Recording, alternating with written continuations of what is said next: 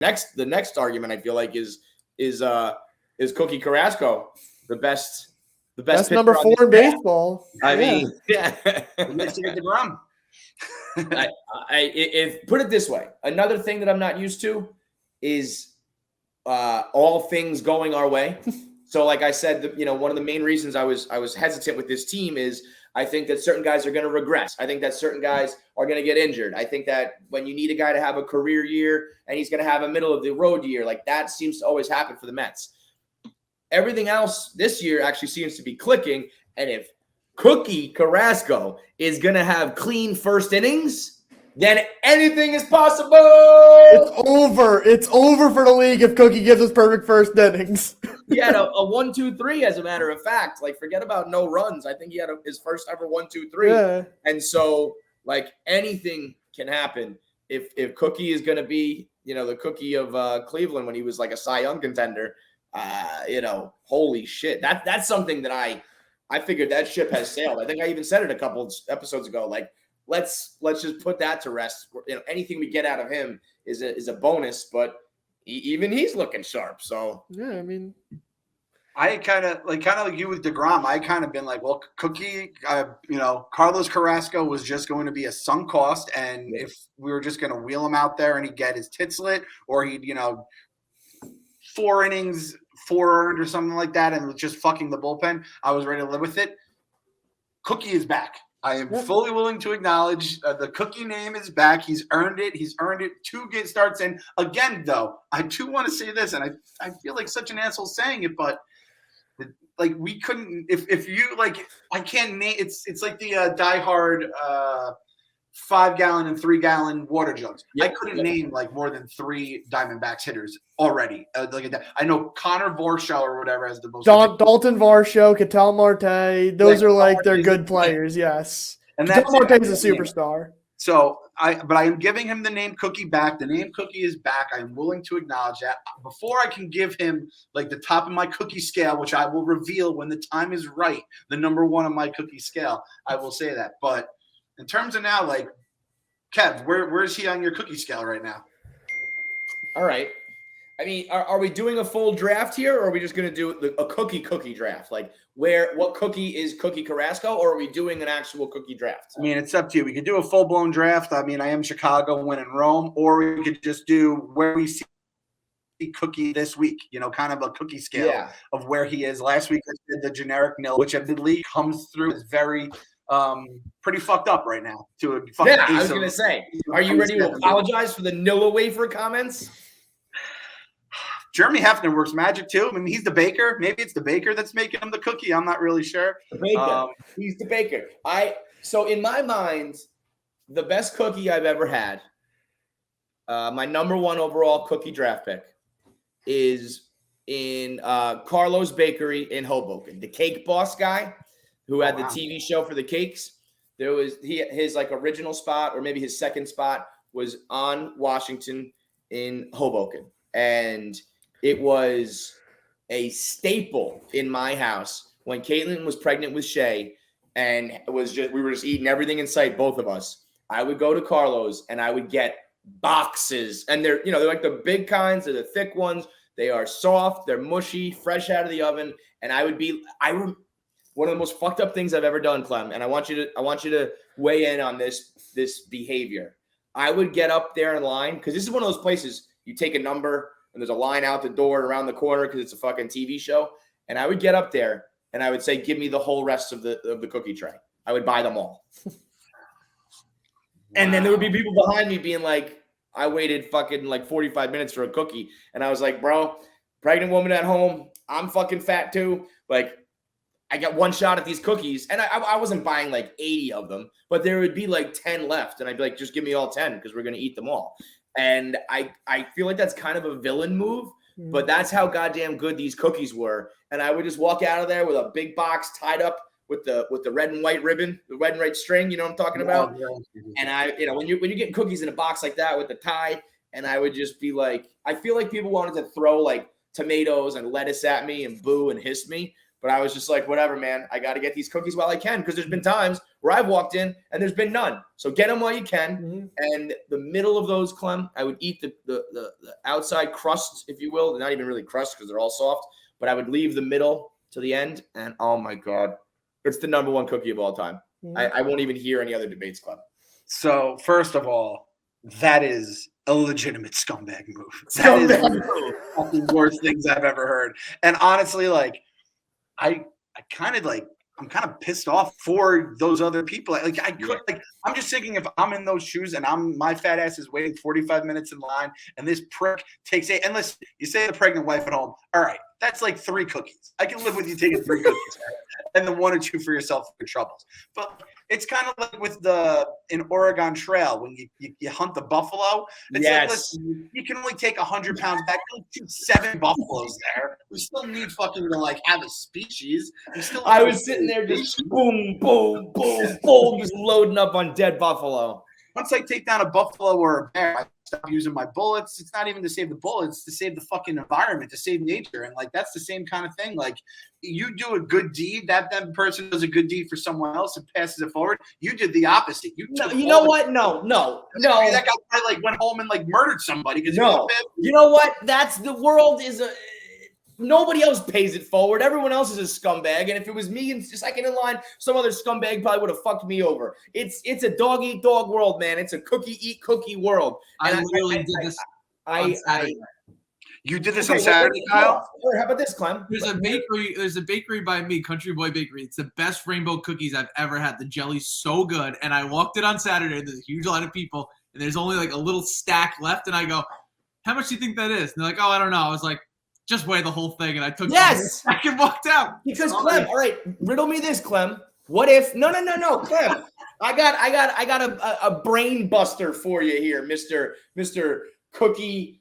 You're like some cookie angel up on his clouds, handing out life lessons to us sinners down on earth.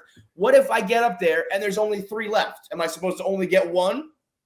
No, you can get 3. What's the cutoff? Absurd. It's a fucking absurd amount of cookies to buy, no matter how good they are. Wait, you're telling me you can't rip through 3 in a setting? No problem. Yeah, I get 3 this time. I'll get 3 next time. It's like it's in a fucking society. I waited 45 minutes. I waited 45 fucking minutes. In my mind, I get 1 cookie per 5 minutes of line time. So I get up there, I get 9 cookies. Fuck you, man. So long story short, this is what you're saying in terms of Carlos Carrasco's first 2 starts against the Nationals and the Diamondbacks. You're putting him on par with this fucking cookie. Well, no, so that's just to me like that would be the gold standard. That would be like if Cookie somehow wins the Cy Young. But these first 2 starts are, lights out. You can't pitch any better than that. It's sort of like figure skating where like I'm hesitant to give him a perfect 10 right now because I need room to grow. So I would then say do we want to draft or should I just give you my 5? Get out of here with that guinea shit. I hate those fucking cookies. Those are, to me, that's Cookie Carrasco when he's nil wafer, when he's communion wafer. I hate those fucking Italian. I gotta bring these to you. If you're a jelly guy, if you like jelly at all, you would love these. Those look like they're gonna be good, and as a little kid, you're like, oh my god, look at all those colors. And then you take a bite, and it just tastes like guinea. It's just like tastes like cologne. There's 2 kinds of rainbow cookies. There's a good kind and the bad kind. And I've had the bad kind before. I will willfully say that there are a chunk of rainbow cookies that are bad, but the good are great. And I'll take Kyle's word for it here. Maybe I haven't had that. I got to have that to have it on my list. My second cookie would be Insomnia, which I know is kind of crazy from a chain cookie. But when those come right in the pizza box, all melty, and I'll take it a step further. Their chocolate chip is obviously, chocolate chip to me is the gold standard of cookie. Their sea salted caramel big cookie. It's one of like the $4 ones. That's my number 2 overall. That's where Cookie Carrasco is right now. He's not quite a Carlo Bakery chocolate chip, but he is a salted caramel Insomnia cookie. Okay. My favorite thing is when people say, well, have you ever had salty and sweet before? It's like, yeah, motherfucker. I've known that's good for like 20 years. Yeah. People tell you, like, put them in the freezer. Yeah, no shit, asshole. We've been doing that since I was 5. I'm an old man now. I did not see that being. That's a high level. I'm going to put Cookie Carrasco as a Mrs. Fields cookie. When you go to the mall and you fucking have that, and it's nice and melty too. It's nice and warm inside. It melts in your mouth. It's fantastic.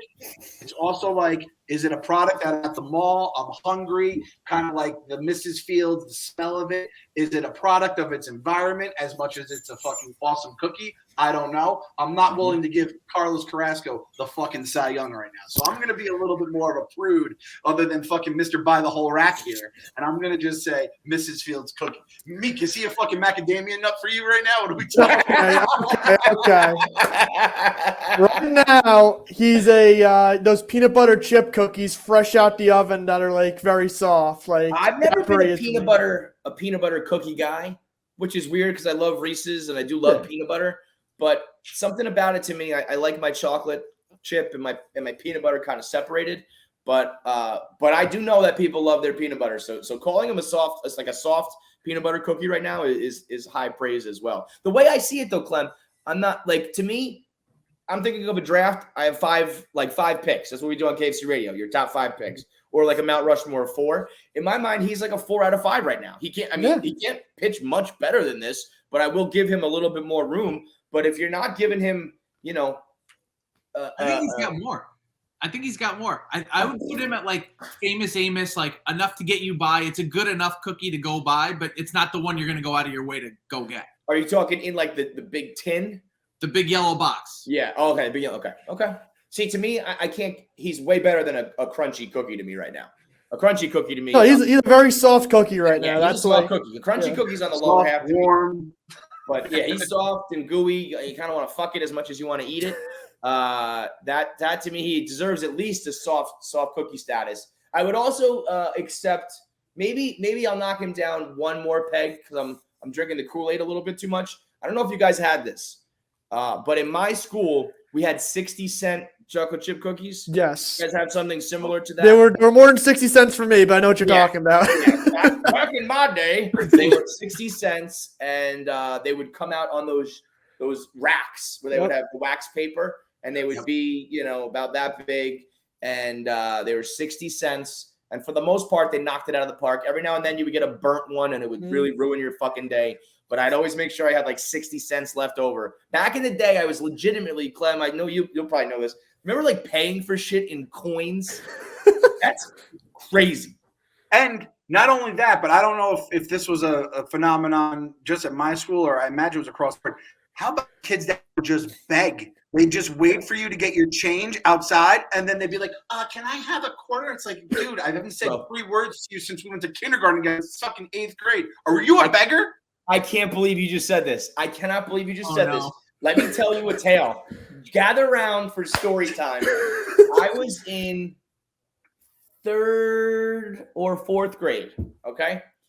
I was a beggar. This was one day. I was a beggar because I had like a quarter and a dime, and I needed like one more quarter or something. So I was standing outside. The way it kind of worked, we had a cafeteria, and then you went in one door, and there was like a lunch aisle, if you will, and you came out another door. So me and my buddy were just kind of hanging out. We did cause a lot of problems in the cafeteria. We did a lot of fucked up shit. But as we were like causing mischief and shit, we were just kind of hanging by the second door. And when somebody would come out, I'd be like, yo, just get 10 cents left over from, whatever you bought. Can I grab that? So we were begging. I'm not going to lie. Scumbag, dirtball move. All of a sudden, school lunch ends, go back to class. All of a sudden, I get called to the principal's office. And I'm like, I'm a good kid at this point.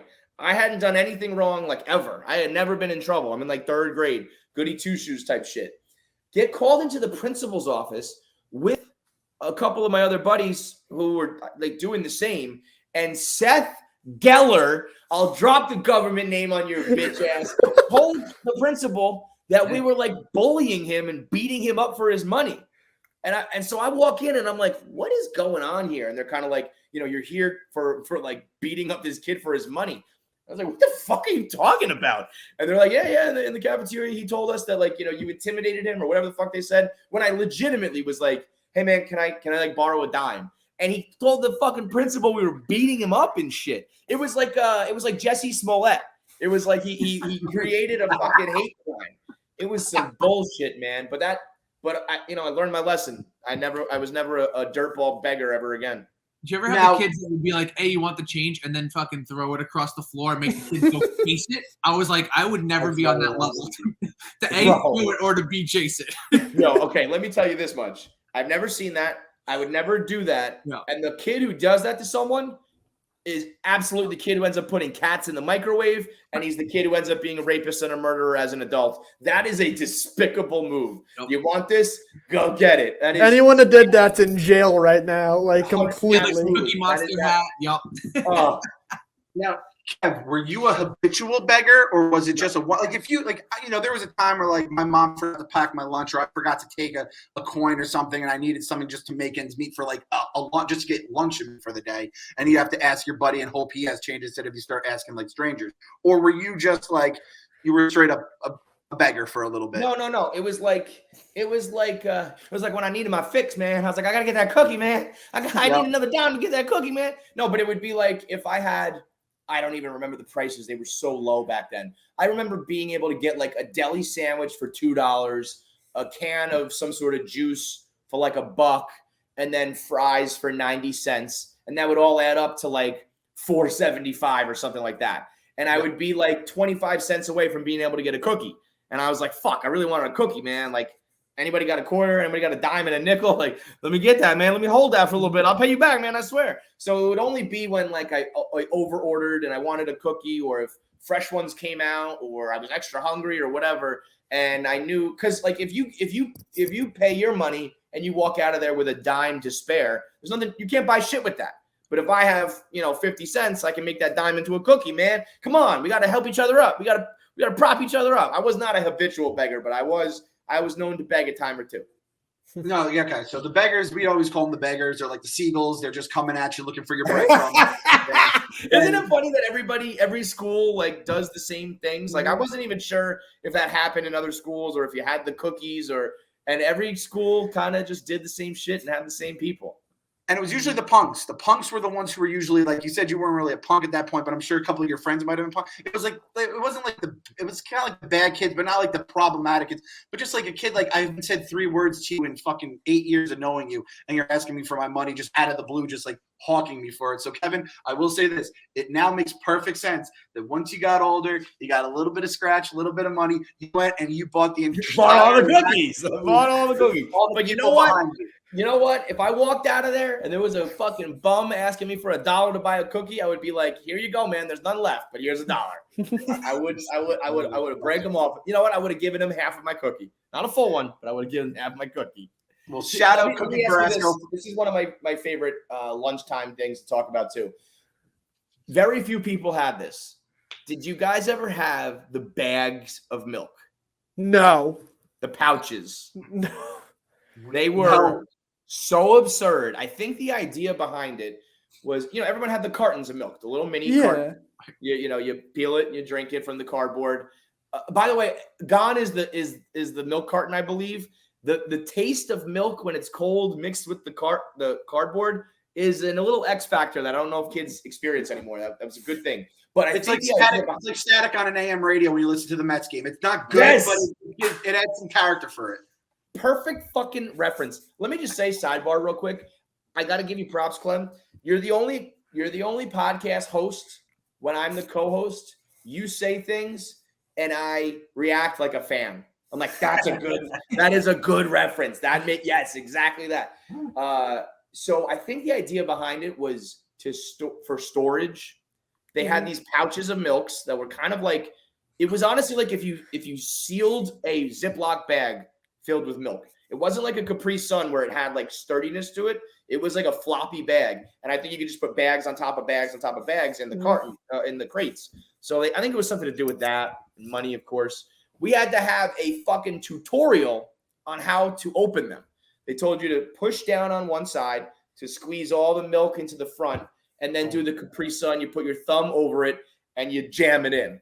Now, can you imagine like 7, 8, 9-year-olds trying to fucking do that? There was milk shooting goddamn everywhere. And we kind of being the scumbags, mostly my friends, but a little bit me as I got worse and worse, we would just take them and just fucking launch them in the air. Just like it was a water balloon to us. It was like a water balloon filled with milk. And we would just throw it against shit, have them exploding left and right. I don't think they thought it through when they were like, well, the animals are going to treat these as fucking weapons, man. But I think every time I've asked this, it's like this little pocket of Pennsylvania. It was when I lived outside of Philly. And then I think like Wisconsin had it. And like that's it in the whole country. Like nobody else had the pouches of milk. It was like an experiment gone wrong that they were like, never mind, go back to the cartons. We're done here.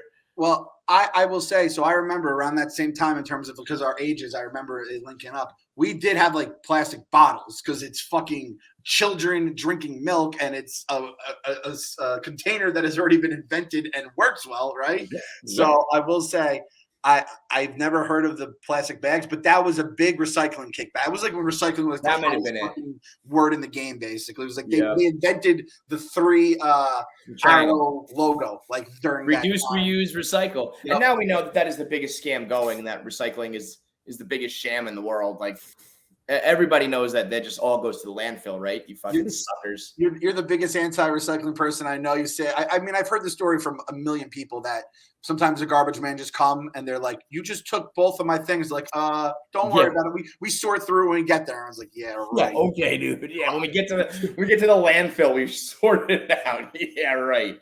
Fuck recycling. Fuck the environment. That's why we got to believe, because we went from fucking Carlos Carrasco pitching well to bags of milk. Lena Dunham. I mean, that was the Lena Dunham. That's what's funny. Yeah, bags of milk was in my life way before Jesus Nice was. So, but these are the best kind of podcasts. Talking about winning baseball and reminiscing about the good old days and snacks. This is amazing, Clem. This is like an episode of Mail Time, snacking off, and we got to believe like all in one. I'm in heaven right now. I made this analogy the other day too.